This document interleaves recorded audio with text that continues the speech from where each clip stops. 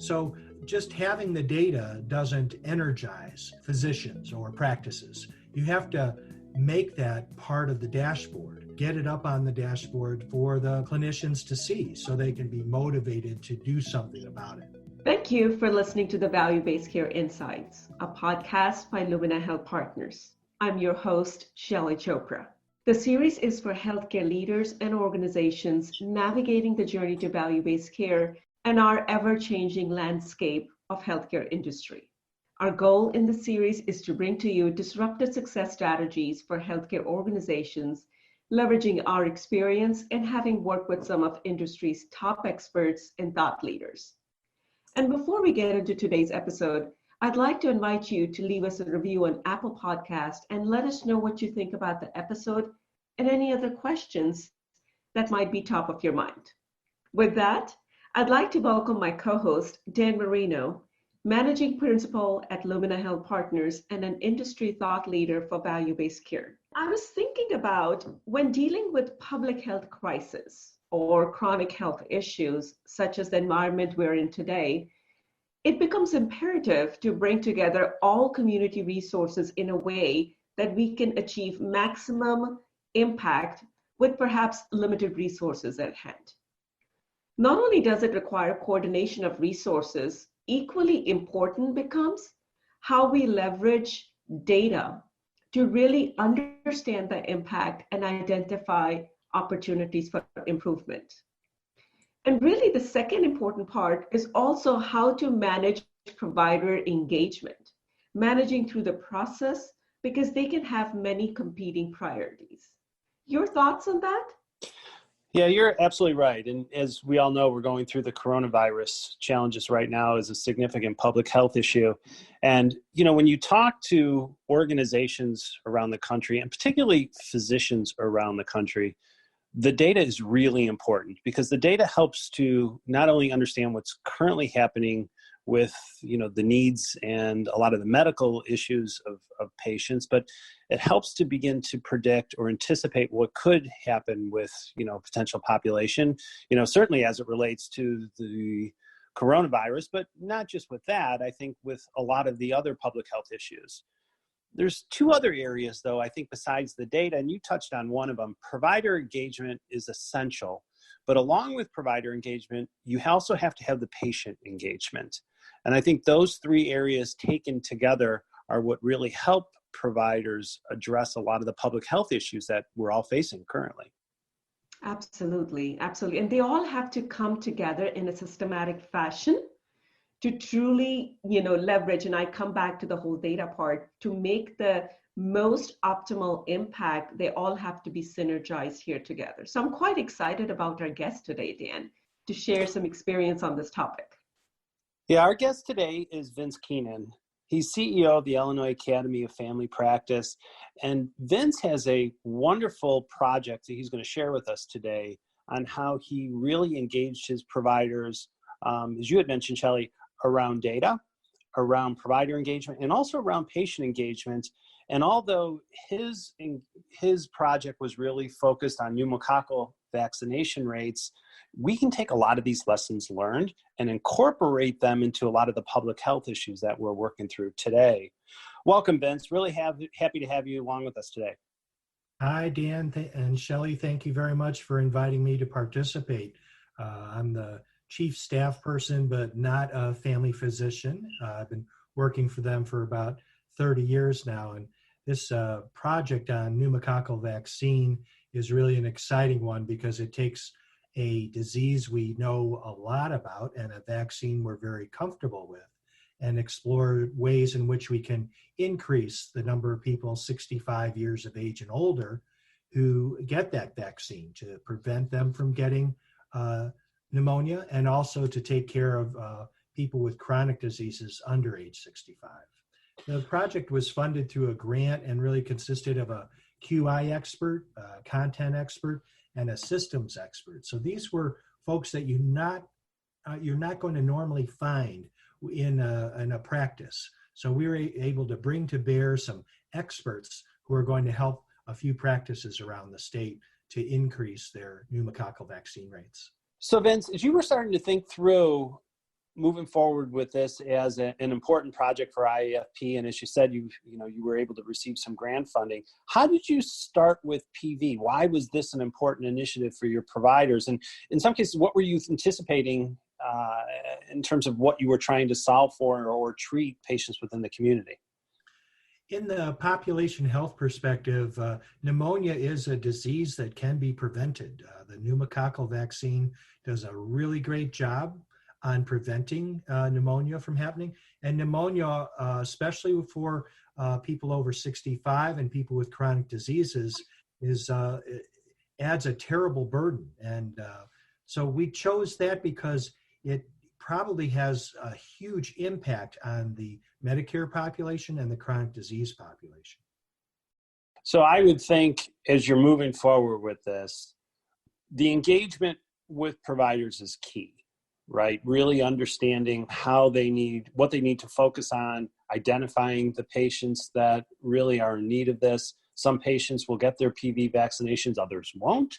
Talk a little bit about what you did to engage the providers. How did you make this as a high priority on their clinic work list?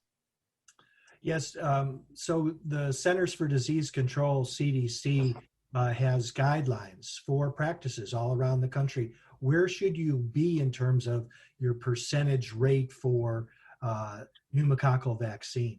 So we looked at some of the numbers around the state and found that there's really a wide variation. There's not a lot of new science. There's not a lot of new process. So what it told us is we really need to focus in on a practice or two and really try to help them develop awareness of what their current rates are and help them set goals for where they want to be. So just having the data doesn't energize physicians or practices. You have to make that part of the dashboard, get it up on the dashboard for the clinicians to see so they can be motivated to do something about it. Dan, there's probably 250 different things that practices can track. Everything can't be a priority. Getting this up on the dashboard was probably our first goal for each one of these practices. And then secondly, engaging a champion at the practice, usually a family physician or a quality improvement person, to really kind of drive through the message that this is important. Yeah, I agree. We often talk about on our program here that organizations, practices, health systems have a lot of data. What they don't have a lot of is actionable insights, right? So they're not really sure how to take that data and really do something about it that's meaningful.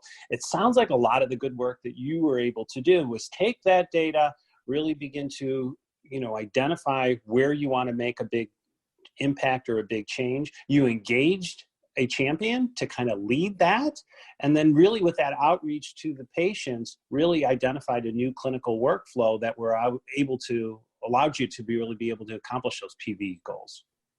Yes, once we were able to engage the 4 different groups that we had, and we ended up with 2 that have stuck with us through this, really getting the benchmark data was the first part. And it actually was much harder than I thought when we engaged the practices. They said, oh, sure, we collect that PV data. But as you know, getting in the queue of getting the data and getting it out and getting it on a dashboard took us about 3 to 6 months. In both the cases. One was a rural family practice, and the other was north side of Chicago Federally Qualified Health Center. So when we were able to first get that data in line, then we sat down with the physician champions as well as the QI folks and said, okay, here's where we're at. How do we get to those next steps? So, and then along with our QI expert from the grant, we would set some goals and try to talk through, operationally what might happen.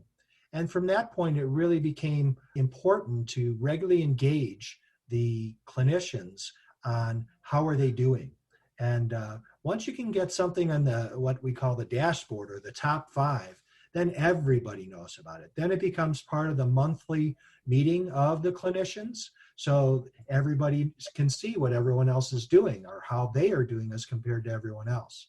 So those were huge motivators. In the case of the rural clinic, we found, at first they were around 48% pneumococcal vaccine rate for the 65 and older. But as they began to focus on it, it moved up to 51% and then finally up to 68%. So there were no financial incentives there. It was really just getting it on the dashboard, making it a part of the monthly meeting, having the QI person get those reports out. That was really helpful.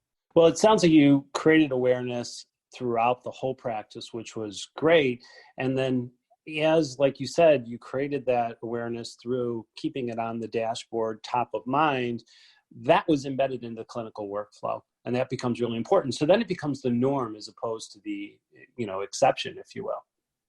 And I also like, Vince, the point you made was not only did you take the data and bring it to the point of need, in other words, incorporating that into their workflow, you also leverage the data to give that constant feedback, whether you're leveraging the sense of competition, but more importantly, giving them a feedback on how they are moving the needle or not able to move the needle, so they have something tangible to look back to and go back and make tweaks to their workflow as well. And I think closing that feedback loop is equally important than to just track and provide the data. Yes, in the case of one of the clinics, they really hadn't had pneumococcal vaccine even on their dashboard of their top 25. I mean, it had fallen lower than that. And so what was interesting was getting that back on the dashboard. We did use our clinical education expert to put together several videos so that not only the frontline family physicians, but also their clinical staff could view those educational programs and get up to speed, so that we made sure that everyone was aware of, where's the current science on this, what's the current, process science on this. So that was really helpful to have that base to make sure that everyone at every clinic started off at a good spot. And I think that really helped move things along at a faster rate. We have some anecdotal reports. The rural group was actually 5 different practice sites, and some of them were new practice sites with new staff. So having the educational programs gave them a good start along the way. And what a great way to engage the whole team at the practice around that educational sessions, around those videos, really, like you said, to create that baseline. Talk for a few minutes on how the practices engage the patients. So was there certain education programs they put in place, or did you run some campaigns? How did you engage the patients to, have them participate as much as they really needed to have them participate in order to achieve those goals? We were very fortunate that both the rural and the urban groups did have outreach mechanisms in place to reach their patients. So they used those outreach mechanisms to call in their patients who were in our target population, the 65 and older, and chronic diseases such as diabetes or smokers, and they reached out to them via their outreach programs to bring those people into the clinics. So very targeted, very important way to raise the awareness level there. Secondly, what was developed in the process at the clinics was every patient over 65 in the morning before the visits were to take place was flagged. So they put flags on each one of the medical records in order to make sure that there was some engagement on the pneumococcal vaccine. So there was the MA, as they were rooming patients, would bring it up, and then the physician and the other clinicians would reinforce that. And then they also tried to make the pneumococcal vaccine available at that visit. Yeah, and it really sounds like the team took really a proactive role on being able to anticipate what's occurring with the patients, to become prepared when the patients actually showed up for that visit. So when the patients did, they knew that the patient needed this PV vaccine or the PV, and engaged the patients right then and there. Although there wasn't a direct financial incentive attached to this, you definitely created the burning platform for change.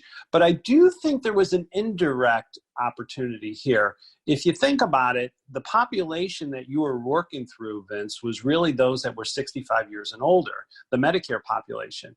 Many of the Medicare participants right now are participating in an ACO or Medicare Advantage program, of which PV is an important measure that's included in there. So I would really think, I would anticipate that although there wasn't a direct financial incentive for them to perform according to the study, there was an indirect benefit, obviously in terms of supporting the community health opportunity, but also a financial opportunity for the practices for those that are actually participating in an ACO. Great point, Dan. I really think that the more we move to value-based care, highlighting, perhaps every year a different vaccination or a different disease entity on which we can make some difference is really powerful. I think that's the beauty of the value-based contracts, is that they think about the world kind of the way that family physicians do, which is, they take care of people from the beginning of life to its end. They see themselves as life coaches. And so any way in which the family physicians can help their patients, their population that they see, to improve their health through easy things like a pneumococcal vaccine, certainly is a great way to incentivize. So for our audience, maybe you can quickly go over some of the statistics that you saw and some of the outcomes of the project. Sure. Our Central Illinois group of 5 different clinics, they started off, as I had mentioned, at about 48%. And then after just getting it up on the dashboard, it inched up to 51% at the end of the fourth quarter last year. And then in a check-in call just last month, they were up to 68%. So just great focus. It worked out very well. This is a strong farming community in Central Illinois with a very long-term practice. So lots of continuity of care. So lots of respect for the providers. So that, I think, is a strong reason as to why this worked. In the city, the Federally Qualified Health Center, they start out with all patients. They had a higher benchmark. They were at 57%. They were already doing about 72% for their diabetes patients, and they were at 54% with their smokers. So they were able actually to move up each one of those a few percentage points after just 2 months, and then continue that work 2 months later. So they were up in easily into the lower 60s for all patients and for smokers, and then up to the mid 70s for their diabetes patients.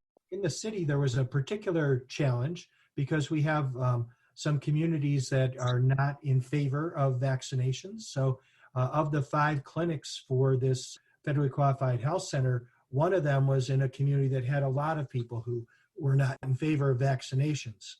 And they struggled with that, but then they put together best practices from the other 4 clinics and then began to apply them in that clinic where there was more resistance to vaccines. And so they really changed the feel in that clinic to more of a vaccine confident. It's a little different when you're thinking about vaccines for adults than it is vaccines for children. So I think they were able to make some progress there by sharing across their 5 other 4 clinics some best practices. That's fantastic, Vince. Congratulations on those outcomes. Really good. And obviously you helped a lot of people all across the state of Illinois. If any of our audience members were interested in finding out a little bit more information on the study, are you planning to have a white paper, or is there a way that they can come to your website? Any information you'd be able to share with our audience? Sure. Our project is just about wrapping up. We have a presentation later this month and then a final report in June. So yes, if they contact us at our website or send an email to iafp@iafp.com, we can certainly share information with them. Great. Well, congratulations again, Vince. Really appreciate your time in sharing this with us. And Shaillee, I'll tell you, some of the things that IAFP did, their lessons learned, their ability to be able to use the data, engage physicians, engage staff and patients, we really can learn a lot in terms of how we're even managing right now the coronavirus public health issue across the country. Absolutely, Dan. I think this really very nicely brings together leveraging data, incorporating that on the front lines, integrating that into the processes, having a very comprehensive approach to keep the clinicians engaged, the providers engaged, but also not forgetting the third element, as you mentioned, it's a patient engagement as well. Their motivation to be part of the process and having a constant feedback loop so everybody is well informed on how and at what rate the progress is being made. And I think that's, to your point, certainly something that we can leverage in the current situation as well. One of the things that Vince brought out, which particularly resonated with me, is the ability for the office to become very proactive on managing the care with these patients and anticipating these patients that needed PV when they came into the office. The same can hold true with how we're managing patients with the coronavirus these days. To really be able to use the data and anticipate what's occurring with these patients before they come in helps the office become much more prepared for any type of issue, whether it be chronic disease or some of the public health issues we're dealing with. A great lesson learned. Absolutely, being proactive in triaging and helping the traffic we're sending to the testing centers or even the hospitals from there. I think that's really a key factor in how we manage the capacity go forward. We want to thank you for listening to Value-Based Care Insights, a podcast by Lumina Health Partners. We at Lumina are your partners on the journey to value-based care. To learn more about us, visit us at our website, luminahb.com. And if you found value in today's conversation, don't forget to subscribe us on all major podcast platforms and leave us feedback. You can also find additional blogs, thought leadership articles on this topic, and much more, as well as transcript of today's podcast episode on our website, luminahb.com. Join us again next time where we continue our deep dive into topics that are top of your mind, including success strategies in today's environment of constant change. Until then, have a great day.